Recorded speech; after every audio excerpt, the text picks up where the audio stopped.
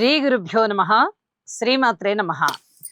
మా రావినూతల భక్తి ఛానల్ని ప్రోత్సహిస్తూ ఉన్నటువంటి మా ప్రేక్షకులందరికీ కూడా ప్రత్యేకమైన కృతజ్ఞతలు తెలియజేసుకుంటున్నాము.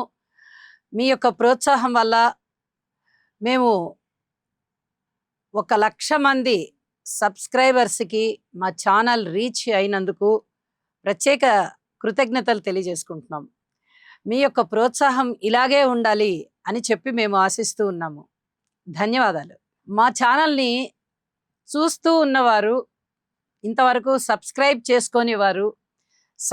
చేసుకొని మమ్మల్ని మరింతగా ప్రోత్సహించాలని కోరుకుంటున్నాము. శ్రీ గురుభ్యో నమః. శ్రీమాత్రే నమః. 7 జూన్ 2026 నుంచి 13 జూన్ 2026 వరకు గల కాలానికి రాశి ఫలితాలు ఏ విధంగా ఉన్నాయి, అలాగే గ్రహ స్థితులు ఏ విధంగా ఉన్నాయి, వారాంతంలో గ్రహాల యొక్క మార్పు ఏ విధంగా జరుగుతోంది, ఏ ఏ గ్రహాల యొక్క సమ్మేళనం జరుగుతోంది, అలాగే దృష్టుల విశేషాంశాలు ఇప్పుడు మనము తెలియచెప్పుకుందాము. ముందుగా గ్రహ స్థితులు. మేషరాశిలో కుజుడు, వృషభ రాశిలో రవి, మిథున రాశిలో బుధ శుక్రులు, కర్కాటక రాశిలో గురువుగారు, అలాగే సింహరాశిలో కేతువు, కుంభరాశిలో చంద్రరాహులు, మీన రాశిలో శనిగారు ఉన్నారు.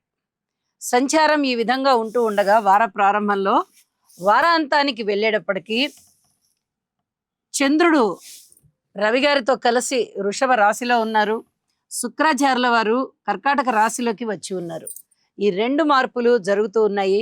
ఇక గ్రహ సమ్మేళనాల యొక్క విశేషాంశాలు ఏమన్నా ఉన్నాయా అంటే, బుధ శుక్రుల యొక్క కలయిక చాలా సున్నితమైనటువంటి ప్రవర్తనని తెలియజేస్తూ, స్వస్థానంలో ఉన్నటువంటి బుధుడు అద్భుతమైన యోగాన్ని ఇస్తారు. ఒక విధంగా చెప్పాలంటే ఇది కేంద్రాలు అవుతున్నటువంటి రాశులకి భద్ర మహాపురుష యోగాన్ని కూడా సూచిస్తూ ఉంటుంది.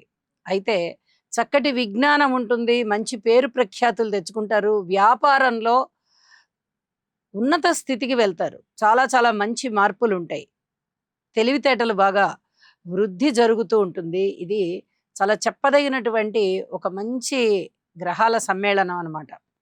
ఇక అలాగే చంద్రరాహువుల గురించి చెప్పుకోవాలంటే కొద్దిగా భయము, పిరికితనము ఇలాంటివన్నీ ఆవహించినట్టుగా ఉంటుంది మనసుకి. ఇది ఏ రాశుల మీద ప్రభావం చూపిస్తుంది అనేది మనం ఆ రాశుల్లో తెలియచెప్పుకుందాం. ఇక గ్రహ దృష్టుల విషయానికి వస్తే శని గారి దృష్టి రవి మీద పడుతోంది. రక్తానికి సంబంధించి, చర్మానికి సంబంధించి ఇలాంటి వాటిలలో ఏదైనా ఎలర్జీస్ ఉండడానికి అవకాశం ఉంది. ఆదిత్య హృదయ పారాయణ చేసుకోవడం చాలా చాలా మంచిది. అలాగే గురువు గారి యొక్క 9వ దృష్టి మీన రాశి మీద అందున్న శనిగారి మీద పడుతోంది. ఇక్కడ శనిగారి యొక్క విశేషమైన పాప ఫలితం ఏదైనా ఉందా అంటే అది తగ్గిపోతుంది. ఎందుకంటే గురుక్షేత్రంలో శనిగారు ఉండడము, గురువు గారి దృష్టిలో ఉండడము, ఖచ్చితంగా శనిగారు కొంచెం వినయ విధేయతలతో ఉంటారన్నమాట.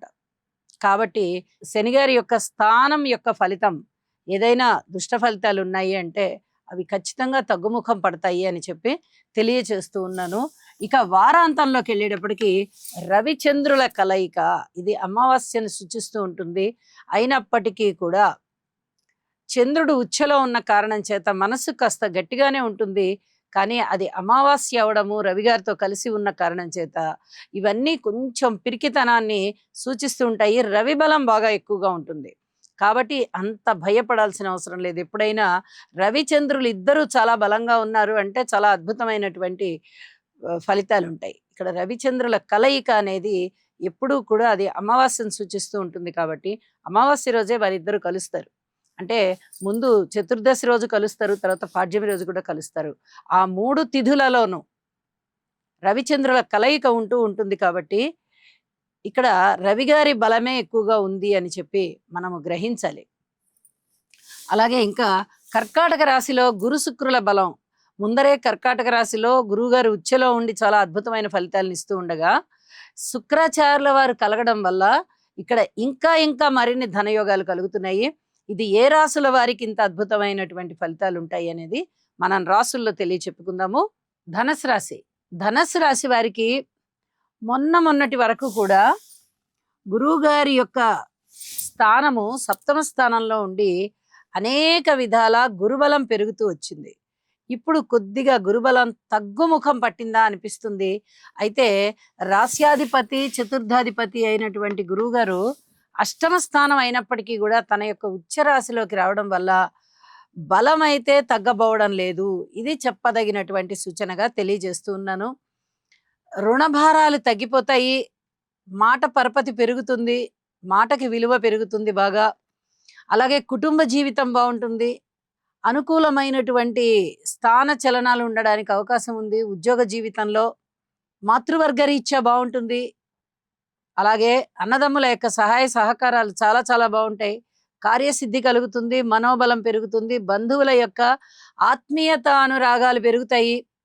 కీర్తి ప్రతిష్టలు కూడా పెరుగుతూ ఉన్నాయి.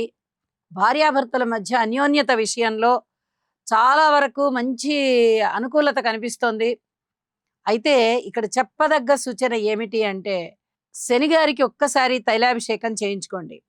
ఇక మిగతా అన్ని విషయాలలోనూ చక్కటి అనుకూలత ఉంటూ మానసికమైన సంతృప్తి ఉండబోతోంది అని చెప్పి తెలియజేస్తున్నాను. అలాగే ఏదైనా ఎలర్జీ విషయంలో, పడని వస్తువులు స్వీకరించే విషయంలో కొంచెం జాగ్రత్తగా ఉండండి. ఇది చెప్పదగినటువంటి సూచనగా తెలియజేస్తున్నాను.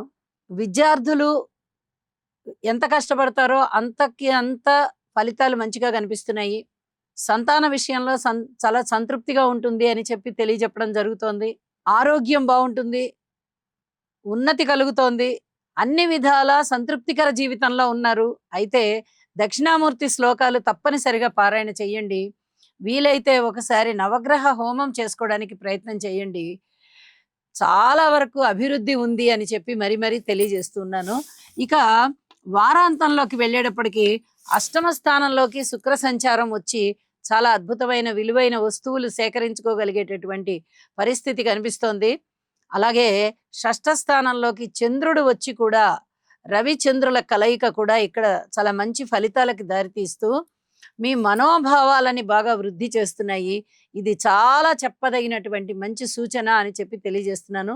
రుణభారాలు తగ్గిపోయి చాలా వరకు ఆదాయం మిగిలేటటువంటి పరిస్థితిలో గ్రహస్థితులు ఉన్నాయి అని చెప్పి తెలియజేస్తూ ఉన్నాను. చెప్పినటువంటి పరిహారం చేసుకొని మరింతగా అభివృద్ధి చెందండి. ఇక్కడ ఒక ముఖ్యమైన విషయాన్ని కూడా తెలియజెప్పాలి. చతుర్థ స్థానంలో అర్ధాష్టమ శని సంచారం. మరి అర్ధాష్టమ శని సంచారం అంటే చాలా వరకు ప్రారంభించినటువంటి పనులు అవ్వకపోవడము, పనులలో ముందుకి వెళ్ళలేక ఏదో విధంగా వచ్చే ఆటంకాలని ఏంటి ఈ తలకాయ నొప్పులు అని భరించలేక చాలా వరకు చిరాకే అనిపిస్తూ ఉంటుంది. ఇప్పటి వరకు మీకు ఇలాంటి చేదు అనుభవం కూడా ఉండి ఉంటుంది. కానీ గురుబలం అప్పుడంతా చాలా బాగుంది కాబట్టి ఇంతో అంతో అనుకూలమైన పరిస్థితులు ఏర్పడి ఉన్నాయి. ఇప్పుడు గురువుగారి యొక్క స్థాన చలనం జరిగి కర్కాటక రాశిలోకి వచ్చారు.